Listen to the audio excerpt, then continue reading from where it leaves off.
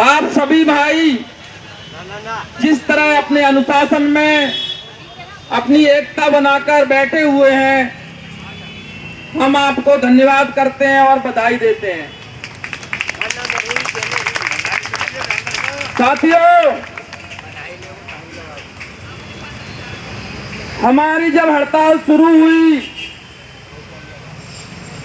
हड़ताल शुरू होने से पहले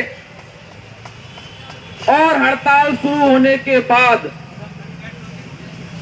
हमारे बीच हमारे अधिकारियों ने फूट डालने की कोशिश की, डराने की कोशिश की, लेकिन वह किसी भी तरह कामयाब नहीं हुए। साथियों, हड़ताल के पहले ही दिन से ग्रुप में मैसेज आने शुरू हो गए कि CFW का मामला अलग है और 3 बजे तक अपनी ड्यूटी ज्वाइन कर लें।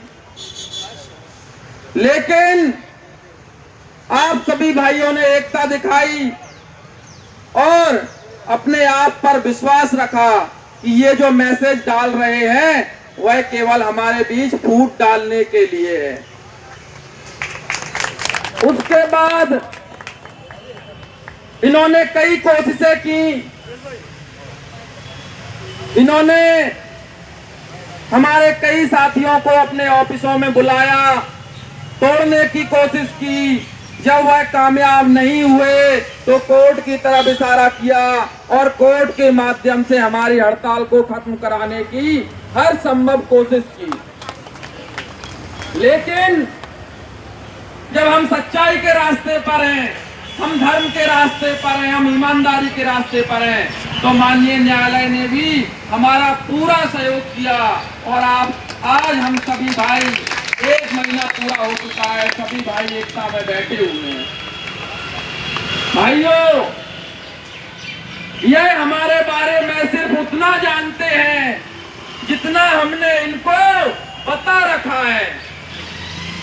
इससे ज्यादा ये हमारे बारे में कुछ नहीं जानते।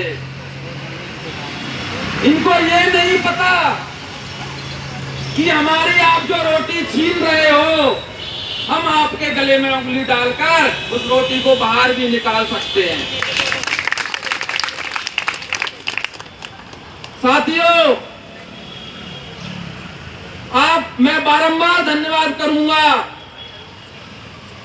हम जो 5000 MTS साथी आज लगातार 30वें दिन अपनी एकता बनाए हुए हैं, हमारी इस हड़ताल पर निगाहें तमाम राजनेताओं की, अधिकारियों की, तमाम एजेंसियों की, NGO की और बड़े बड़े लोगों की हैं कि आखिर यह कौन कर्मचारी है जो 1 महीने से अपनी मांगों के लिए अड़े हुए हैं। साथियों, इस बीच हमारी जितनी भी मीटिंग्स हुई, यूनियन आपकी एकता की बदौलत ही काम कर रही है। अगर आप लोग इस तरीके से संगठित नहीं होते तो यूनियन कुछ भी नहीं कर सकती है। लास्ट शुक्रवार को, फ्राइडे को जो मीटिंग हुई थी 11 सदस्यीय कमेटी की, वह मीटिंग फिर से इन अधिकारियों ने और नेताओं ने आज फिर से बुलाई है। इसकी सूचना हमें मिल चुकी है, दोनों यूनियन को इसकी सूचना अंदर से आ चुकी है। तो साथियों, हम बिल्कुल अंतिम पड़ाव पर हैं और जीत के बिल्कुल करीब हैं। हमसे यह हार मान चुके हैं कि ये बिना ऑर्डर लिए अब हटने वाले नहीं हैं। इनको ऑर्डर देना ही पड़ेगा। माननीय मुख्यमंत्री महोदया जी उस दिन आई, भले ही यहाँ साथियों की संख्या कम थी, लेकिन मैं धन्यवाद करूंगा उन साथियों का जिन्होंने इतने जोर से अपनी आवाज उठाई, नारे लगाए कि मुख्यमंत्री महोदया जी के कानों तक हम सबकी आवाज पहुंच गई। 5000 MTS साथियों की आवाज उनके कानों में पहुंची और उनकी जो प्रतिक्रिया थी, जो उनका रवैया था, वो हमारे पक्ष में था। और अभी हमारे भाई ने कहा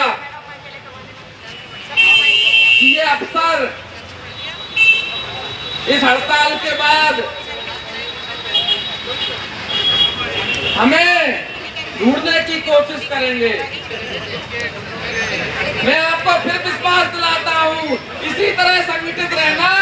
इनकी कोई ताकत ऐसी नहीं है जो हमारा माल भी बर्बाद कर सके।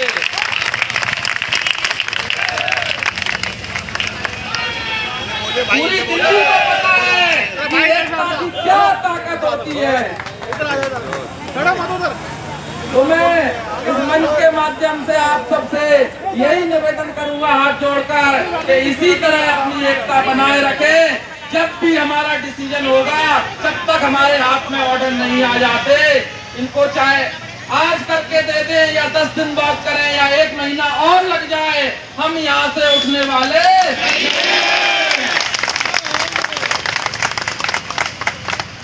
तो भाइयों, हमें इसी तरह डटे रहना है। हमने ठान लिया है, हमने पहले भी कहा है कि हमारा संघर्ष कितना भी बड़ा हो, लेकिन वह दिन भी बहुत खूबसूरत होगा जब आप सभी भाइयों के, हम सभी के फोन की स्क्रीन पर बेसिक सैलरी और वेरिएबल डीए का ऑर्डर होगा। हम उसको जूम कर करके बार बार देख रहे होंगे। वह दिन बड़ा खूबसूरत होगा। हम मानते हैं कि पिछले 1 महीने में हमारे साथियों ने बहुत दुख दर्द झेले, किराया खर्च किया आने में, दिवाली काली करी, सारे त्योहार हमारे काले रहे। हमने बहुत त्याग किया है। पिछले 1 महीने से हम साथियों को वेतन भी नहीं मिला।